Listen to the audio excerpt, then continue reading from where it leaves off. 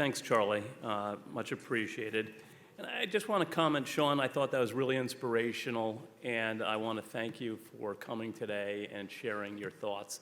And as I give my prepared remarks that I will read verbatim off the printed page, I want you to be impressed, even more impressed by Sean.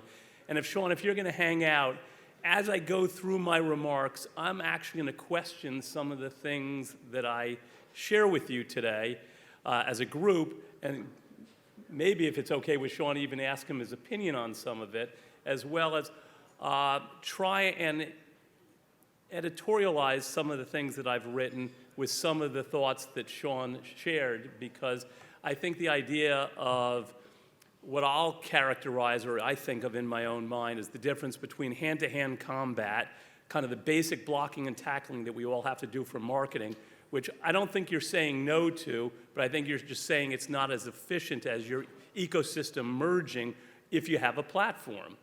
And what I'm thinking about as I listen to Sean's remarks is that the public companies that are here already have a platform. And you have to come a long way to become a publicly traded company under our systems. And so I think, unlike maybe the law firm analogies or the other service providers, a lot of the entrepreneurs that are here that are already managing public companies have a platform. And part of what Sean is saying is, how do you expand what I call the velocity of relationships that you already have because you have a platform, not just by basic blocking and tackling by being in a networking environment like this, but how do you really expand that more readily? And so as I go through my remarks, which I haven't even started, I'm just thinking about what Sean said, because it really got me thinking. I will now start my remarks. So for those of you who don't know me, my name is Doug Ellenoff. I'm a partner in yet another law firm. We've been lawyers, securities lawyers in particular, for the last 30 years. We're 120 lawyers. We have 80 corporate securities lawyers specifically. We represent 100 publicly traded companies on the New York Stock Exchange, NASDAQ, and the over-the-counter markets. Excuse me, we've done more than 1,000 IPO transactions in our history, thousands of PIPE financings, registered directs, and other financings. We're instrumental in the establishment of the SPAC, registered directs, PIPEs, and crowdfunding finance programs. I think those are our platforms, truthfully. Represent many of the country's most active broker-dealers, particularly in the microcap arena, and we are proud of the work that we do. And that's why we were so proud when Steve and Charlie approached us and the Deal Flow Media team at large. Did we think that a microcap conference in Atlantic City, not in January, it was supposed to be in September originally, was something that we could get behind? And it's something that we feel very strongly that there is a hole in the market, and to Deal Flow's credit, they put it on, and you're here, and so we appreciate that. So we're sponsoring this because as we think about the public universe generally, there are 18,000 publicly traded companies on the US markets. There are 12,400 on the over-the-counter markets. There's 3,611 on NASDAQ, 2,385 on the New York Stock Exchange. So if there are 100 here today, that's not a large percentage of the overall universe of publicly traded companies, but credit to all of you, as Sean said, for showing up and telling everybody your story. This is a decline since I was a young professional 35 years ago of almost 50%. So we have 50% fewer publicly traded companies in this country than we used to. There are many reasons and factors for the decline, but it's primarily due to the maturing of the venture capital and private equity markets that have skyrocketed during the same period of time, partly due to regulatory expense and pressures. But it's also true that it's easier and less expensive if you raise money in the private and venture markets. I'm not sure. Okay, sorry, I lost my train of thought. So my point is that there are fewer public companies, but there are a lot of microcap companies. And the theme is going to be, how do you rise above the noise and be heard? And you can, if you have a platform, as Sean said, the question is, how do you get the word out and let people know what you're doing? In the public markets right now, it's important that you hustle and that you network. And this is a little different than from what Sean was saying, because I think the basic blocking and tackling of being here and having the one-on-one meetings and putting in the time and the energy to meet with investors is critical, because it's the only way you're going to get the story out. The broker-dealer community in this country, the analyst coverage, the market makers, and fundamental investor community that focuses on microcap has dwindled, and there are fewer and fewer of those every year. The current number of FINRA registered broker-dealers has declined from 3,378, and in the last year it's declined by almost 10%. So you need to get their attention. You need to actively meet the bankers that are here today, and you need to tell them your story. The large firms that we all hear about, the brokerage firms, they employ over 82% of the stockbrokers in this country. So the numbers are against you, is my point, and I'm not going to read the balance of all the details, but my point is you have to be the ones to be the ambassadors of your story, to get out and let everybody know what you're doing and get in front of the bankers and the investors that are here today. That is why we are sponsoring this conference. It is you and you alone that are going to make that happen.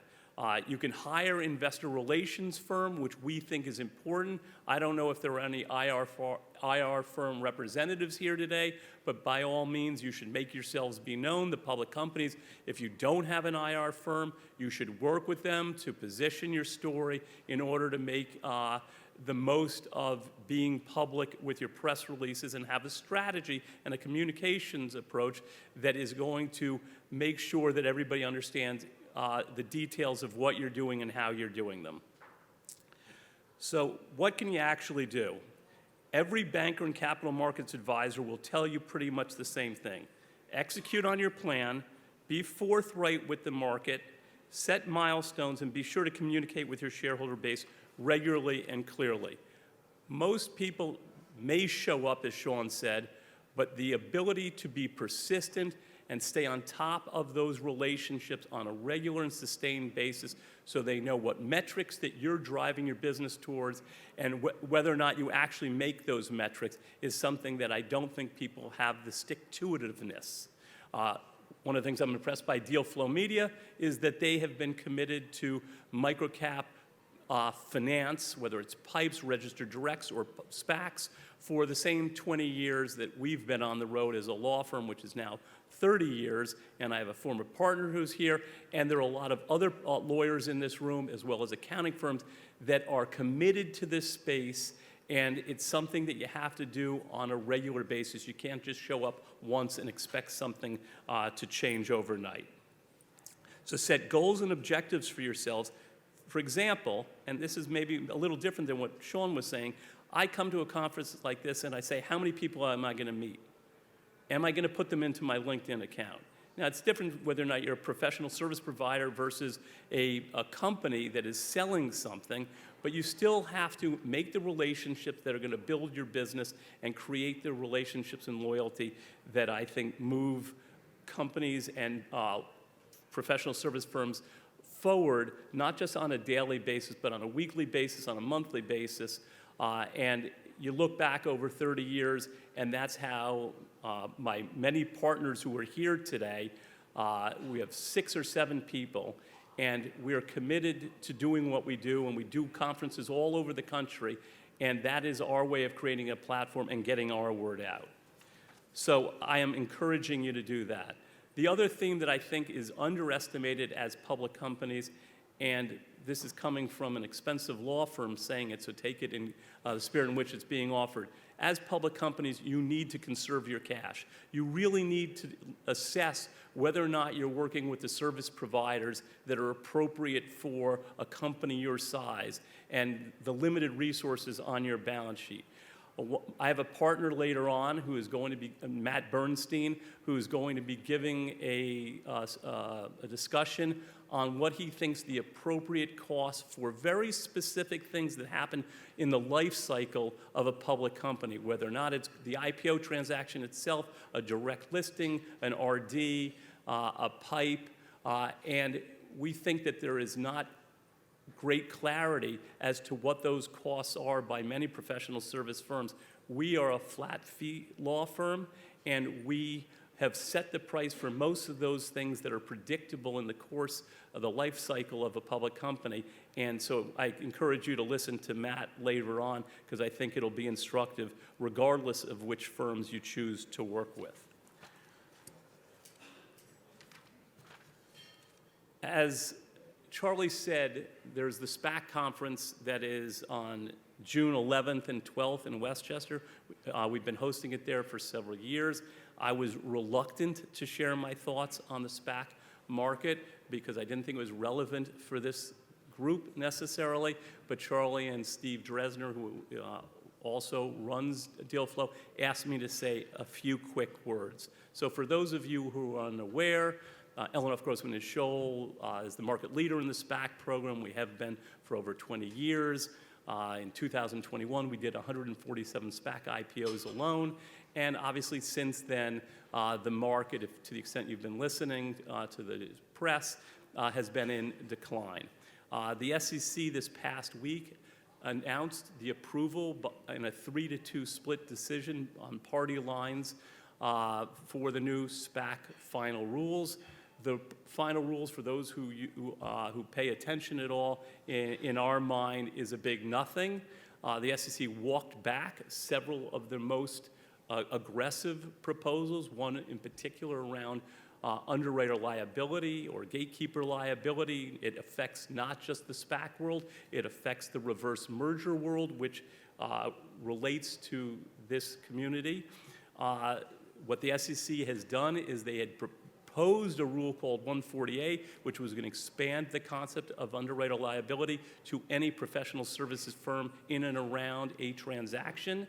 I think they got significant pushback in the comments from several industry associations who challenged the statutory authority of whether or not the SEC could even undertake such a new rule.